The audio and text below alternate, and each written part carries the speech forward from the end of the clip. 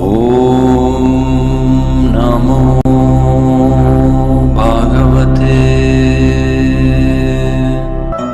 आइए अब हम सुनते हैं षटतिला एकादशी व्रत की सुंदर कथा। एक समय तालभ्य ऋषि ने पुलसत्य ऋषि से यह प्रश्न किया, हे महाराज, पृथ्वी लोक में मनुष्य ब्रह्म हत्या इत्यादि महान पाप करते हैं। पराई धन की चोरी और दूसरे की उन्नति देखकर ईर्ष्या करते हैं। साथ ही अनेक प्रकार के व्यसनों में फंसे रहते हैं। फिर भी उन मनुष्यों को नरक की प्राप्ति नहीं होती। इसका क्या कारण है? वह कौन सा दान और पुण्य है जिससे उनके सभी पाप नष्ट हो जाते हैं? यह सब आप मुझे बताने की कृपा करें। यह सुनकर पुलस्त्य मुनि ने कहा, हे महाभाग, आपने मुझसे अत्यंत ही गंभीर प्रश्न पूछा है। इससे संसार के जीवों का अत्यंत ही भला होगा। इस भेद को ब्रह्मा, विष्णु, रुद्र और इंद्र भी नहीं जानते, परंतु मैं आपसे यह गुप्त तत्व अवश्य ही कहूँगा। पुलस्त्य मुनि ने कहा, माघ मास आरंभ होते ही मनुष्यों को स्नान आदि करके शुद्ध रहना चाहिए, ईश्वर का स्मरण करना चाहिए। पुण्य नक्षत्र में गोबर, कपास, तिल मिलाकर उनके कंडे बनाने चाहिए। उन कंडों से 108 बार हवन करें। उस दिन मूल नक्षत्र हो और एकादशी तिथि हो तो अच्छे पुण्य देने वाले नियमों को ग्रहण करना चाहिए। स्नान इत्यादि से निवृत्त होकर सभी देवताओं के देव श्री हरि का पूजन करें। भगवान की धूप, दीप और कपूर इत्यादि से उनका पूजन करें तथा भगवान को भोग लगाएं। भगवान श्री हरि की स्तुति करते हुए उनसे यह प्रार्थना करें, हे पुंडरीकाक्ष, आप जीवों को शरण देने वाले हैं। इस संसार सागर में फंसे हुए जीवों का उद्धार करने वाले हैं। हे सुब्रह्मण्य, आप माता लक्ष्मी सहित इस अर्घ को ग्रहण करें। इस दिन तेल का स्नान करें और तेल का दान देना चाहिए। इस प्रकार जो मनुष्य जितने तिलों का दान करता है उतने ही 1000 वर्ष वह स्वर्ग में निवास करता है।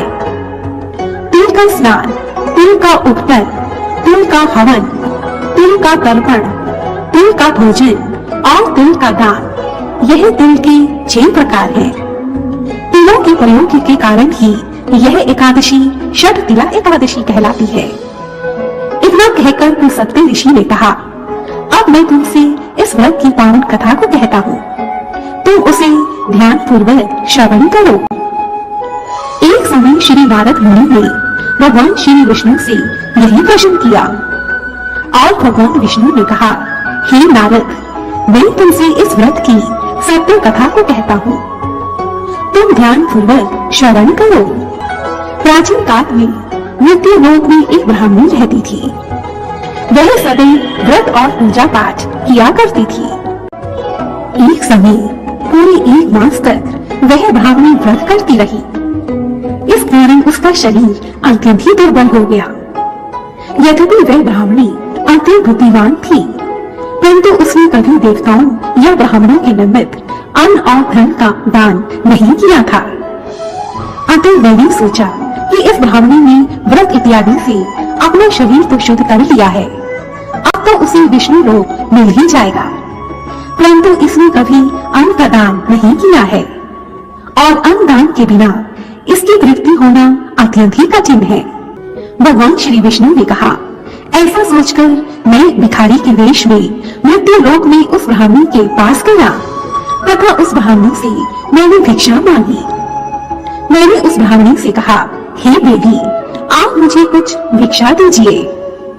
ऐसा कहने पर उस ब्राह्मणी ने एक मिट्टी का ढेला मेरे भिक्षा पात्र में डाल दिया। मैं उसे लेकर स्वर्ग को लौट आया। कुछ समय के पश्चात वह ब्राह्मणी भी शरीर त्याग कर स्वर्ग को चली गई। उस ब्राह्मणी को मिट्टी का ढेला दान करने के कारण स्वर्ग में एक सुंदर महल की प्राप्ति हुई, परंतु उस ब्राह्मणी ने अपने महल को अन्न इत्यादि सभी सामग्रियों से शून्य पाया। तब वह ब्राह्मणी घबरा कर मेरे समीप आई तथा कहने लगी, हे भगवान, मैंने अनेक व्रत और पूजा इत्यादि से आपकी पूजा की थी, परंतु फिर भी मेरा महल अन्न इत्यादि सभी वस्तुओं से शून्य है। इसका क्या कारण है भगवान? यह सुनकर भगवान श्री हरि ने कहा, हे ब्राह्मणी, तुम अपने महल में जाओ। स्वर्ग से कुछ दिन स्त्रियां तुमसे मिलने तुम्हारे महल में आएंगी, परंतु तुम इन स्त्रियों से षटतिला एकादशी का पुण्य और विधि सुनना तथा उसके पश्चात ही अपने महल के द्वार खोलना। भगवान विष्णु की ऐसे वचन सुनकर वह ब्राह्मणी बोली, ठीक है प्रभु, मैं ऐसा ही करूंगी।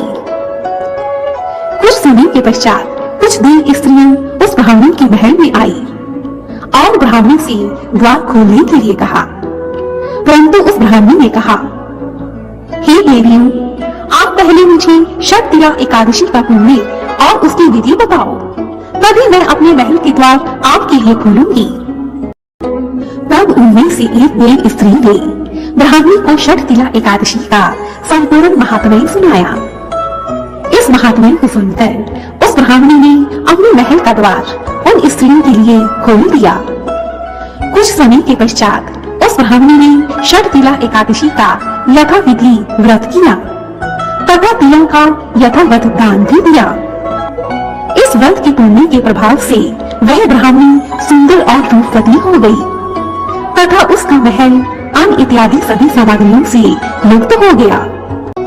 अंत में भगवान विष्णु ने श्री नारद से कहा, हे मुनि, इस प्रकार जो मनुष्य षटतिला एकादशी का व्रत कर उस दिन तिलों का दान करता है, उसके दुर्भाग्य, दरिद्रता और अनेक प्रकार के कष्ट दूर हो जाते हैं।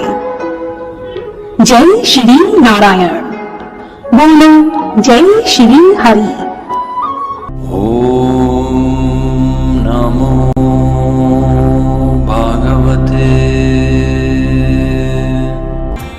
और यदि आपको यह वीडियो पसंद आई है तो प्लीज मुझे कमेंट सेक्शन में जरूर लिखें और मेरी ऐसी ही दूसरी वीडियोस को देखने के लिए रेड कलर के बटन को प्रेस कर मेरे इस चैनल को सब्सक्राइब करें और साथ ही बेल आइकन को भी जरूर दबाएं ताकि मेरी आने वाली सभी वीडियोस की नोटिफिकेशंस आपको टाइम पर मिलती रहे। धन्यवाद। जय माता दी।